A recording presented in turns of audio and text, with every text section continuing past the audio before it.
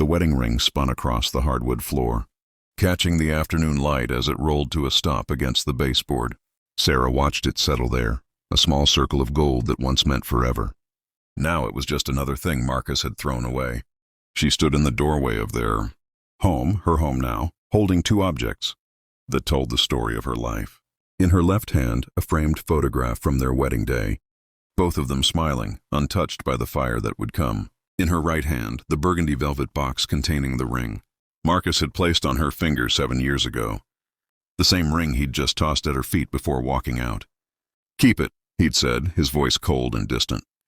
"I don't want any reminders." Sarah's fingers traced the left side of her face, following the raised texture of scar tissue that ran from her temple down to her jaw. The burns had healed months ago, but the scars remained, a permanent reminder of the night that changed everything. The fire had started in the kitchen on a Tuesday evening in March. Sarah had been cooking dinner. Marcus was working late again, and she'd left a dish towel too close to the stove. The flames spread faster than she could have imagined, racing across the counter, up the curtains, consuming everything in their path. She remembered the heat, the smoke filling her lungs. The moment she realized she couldn't find the door, a neighbor, old Mr. Peterson from next door, had broken through a window and pulled her out. The left side of her body had taken the worst of it. Her face, her arm, her shoulder. Marcus had arrived at the hospital hours later. She remembered seeing relief in his eyes when the doctor said she would survive. But she also remembered something else, a flicker of something darker when they explained the extent of the scarring. "We'll get through this together," he'd promised, holding her unbandaged hand. For 3 months he'd kept that promise. He'd helped her through the painful skin grafts, the physical therapy, the countless doctor's appointments. He'd told her she was beautiful, that the scars didn't matter. But Sarah had felt him pulling away. The way his eyes would slide past her face when they talked. How he stopped kissing her goodnight. The business trips that grew longer and more frequent. This morning, he'd finally said what she'd known was coming. "I can't do this anymore. Sarah, every time I look at you, all I see is that night. All I feel is guilt and pain. I need to move on." He'd already packed his bags. They were sitting by the door when she came downstairs, suitcases filled with clothes and a life he was ready to leave behind. Now, standing alone in the quiet house, Sarah felt something shift inside her. The pain was still there, sharp and immediate. But underneath it, something else was growing. Not anger exactly, but a quiet, steady resolve.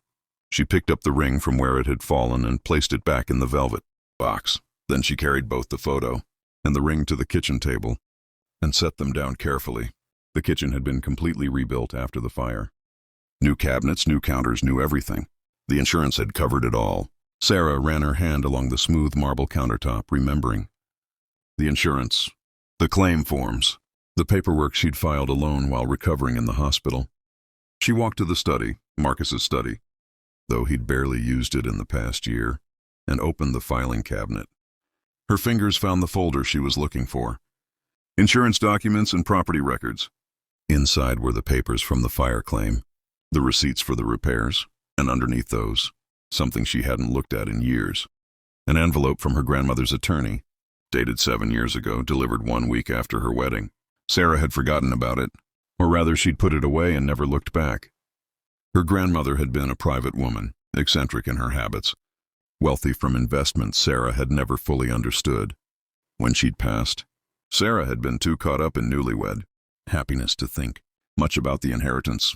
She opened the envelope now, pulling out the formal documents inside. Trust fund disbursement, the heading read. Beneficiary, Sarah Elizabeth Morrison. Her eyes scanned the pages, moving past the legal language to the numbers. She read them once, then twice, then a third time, certain she must be misunderstanding. $90 million. The trust had been set up to mature on her 30th birthday or her 7th wedding anniversary, whichever came first. Today was their 7th anniversary, a detail Marcus had forgotten to mention on his way out the door.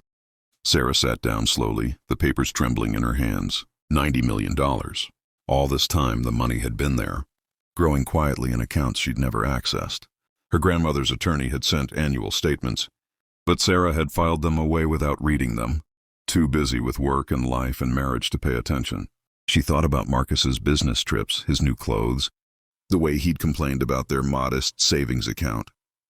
He'd pushed her to work more hours at the hospital where she'd been a nurse, even during her recovery. He'd talked about needing a better car, a bigger house, a life with more opportunity. And all along, she'd been days away from accessing a fortune that would have changed everything. Sarah laughed, a short, sharp sound in the quiet room. Then she started to cry. Not from sadness, though there was plenty of that, but from relief. From the sudden, overwhelming understanding that Marcus's departure was the greatest gift he could have given her. The next few weeks passed in a blur of phone calls and meetings. Sarah met with her grandmother's attorney, a kind woman named Patricia Chen who seemed unsurprised by the situation. Your grandmother was very specific in her instructions, Patricia explained over coffee at her downtown office. She wanted you to have time to build your life, establish your identity before you knew about the money. She believed it would either strengthen your relationships or reveal them for what they really were. She was right, Sarah said quietly. Patricia smiled. She usually was. Now, let's talk about what you want to do with your inheritance. Sarah had been thinking about nothing else. At night, lying alone in her rebuilt bedroom, she'd made lists. Dreams she'd set aside, possibilities she'd never allowed herself to imagine. The hospital where I work, she began. They have a burn unit, but it's underfunded. The equipment is outdated, and they can't afford enough staff to give patients the time they need. Patricia was already taking notes. I want to establish a foundation to improve burn treatment, support survivors, fund research. I want to help people who are going through what I went through. That's a beautiful legacy, Patricia said. Sarah touched her face, her fingers tracing the familiar lines of her scars. I used to hate these marks. Every morning I'd wake up and forget for just a moment. And then I'd see myself in the mirror and remember what I'd lost. She paused, gathering her thoughts. But I'm starting to understand that I didn't lose anything in that fire. I survived it. These scars are proof that I'm strong enough to face anything, even this. 6 months later, Sarah stood in the lobby of the newly renovated burn center. The Morrison Foundation had funded the expansion, new equipment, additional staff, a support group program for survivors and their families. On the wall behind her hung a portrait of her grandmother, dignified and wise, with eyes that seemed to know exactly how this story would unfold. Sarah wore a simple blue dress and no makeup to cover her scars. She'd stopped hiding months ago. Now, when people stared, she met their eyes with quiet confidence. The divorce had been finalized last month. Marcus had asked for alimony, unaware of her inheritance until his lawyer informed him that Sarah was worth $90 million. He'd tried to contest the divorce, claiming he deserved half of everything. His lawyer had explained that trust funds, established before marriage, weren't community property. Marcus had walked away with nothing but his suitcases and his regret. Sarah had heard through mutual friends that he'd tried to call, to apologize, to ask for another chance. She'd blocked his number. Some doors once closed should stay that way. Ms. Morrison? A young woman approached, her face bearing the fresh scars of a recent burn injury. I just wanted to thank you. This place, this program, it's changing my life. I don't feel so alone anymore. Sarah took the woman's hand. You were never alone. None of us are. We're survivors. As the woman walked away to join her support group, Sarah found herself thinking about that afternoon 6 months ago, the ring spinning across the floor, Marcus walking out the door, the moment she'd thought her life was ending. She smiled, touching the scars on her face with something close to affection. Her life hadn't ended that day.